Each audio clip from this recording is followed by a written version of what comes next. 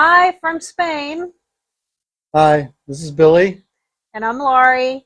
And we wanted to share with you a little bit about the work that we're doing right now in light of the war in Ukraine and the effect it's having in Europe and on our friends that are working this situation. Eddie, who's a friend of ours that's been working with uh, Ukrainian refugees for quite a while now.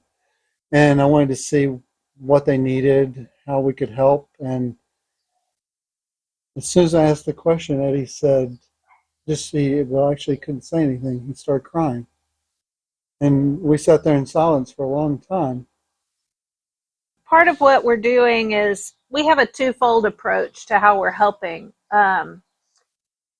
people with food and shelter, so immediate basic needs, and helping to provide and resource those people who are giving those things. So we have worker connections, cross-cultural worker connections, and aid connections with people who are literally all day, every day, running these feeding centers and these shelters for people who are coming out.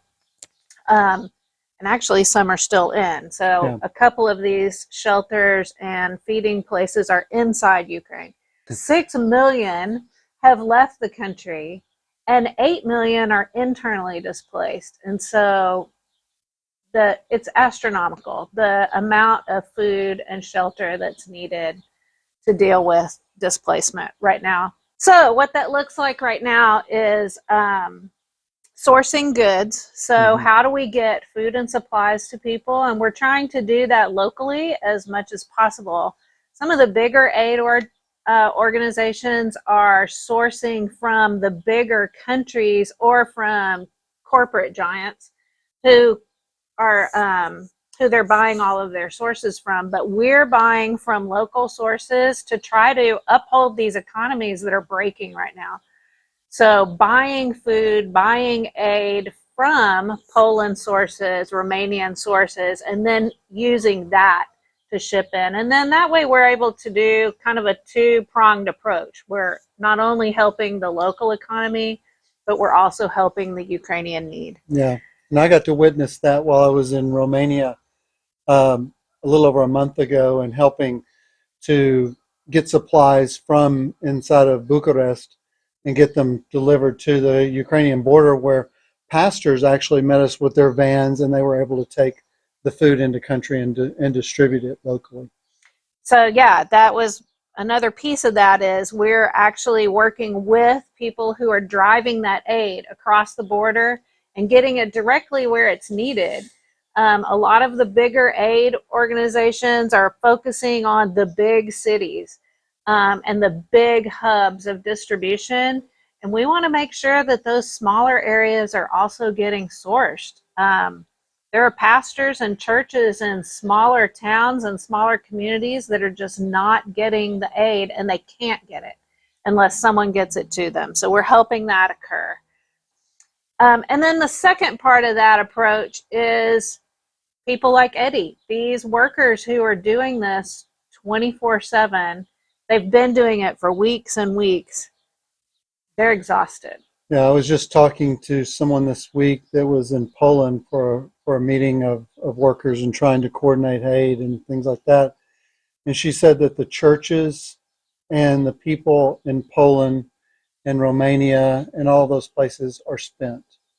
All of their resources are gone, their food, clothing, space, and most of all their energy. They just don't have any wherewithal and any ability to effectively deal with the situation. So the stress level among the workers is astronomical as well.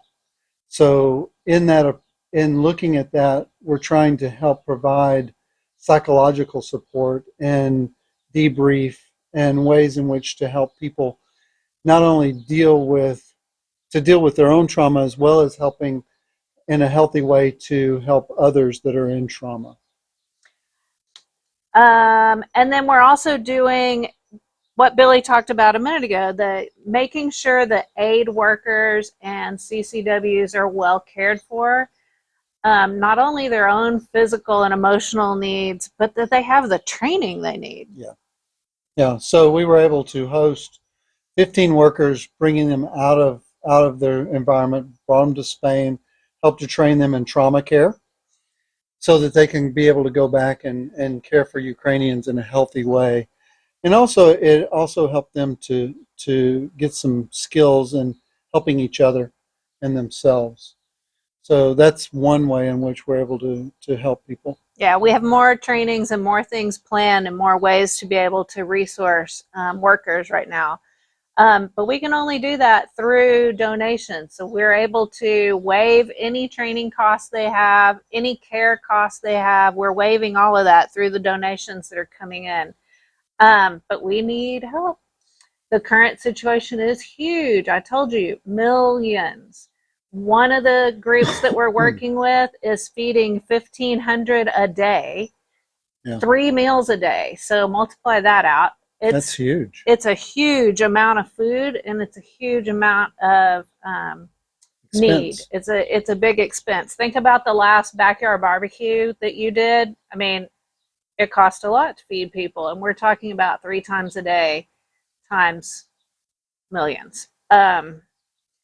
So yeah, we need that. We can't fix it all. Yeah, but we can make a difference with your help.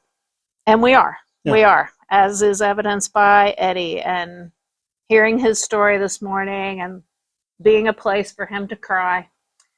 And now I'm going to cry. Thanks for thinking about supporting those that are in need and helping us to be a blessing to them. Thank you for stepping up. We love you. Bye.